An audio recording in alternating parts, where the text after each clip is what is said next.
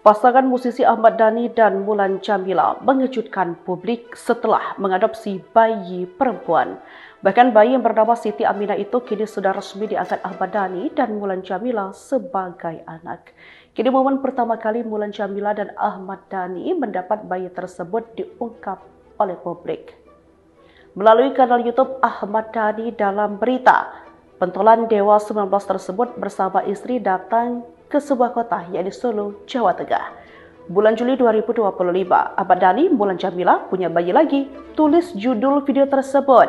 Dalam pembukaan, host alias kameramen mengumumkan Ahmad Dhani dan Mulan berada di Solo untuk mengangkat bayi perempuan. Rupanya diketahui ayah dan ibu bayi itu telah meninggal dunia karena statusnya yatim piatu.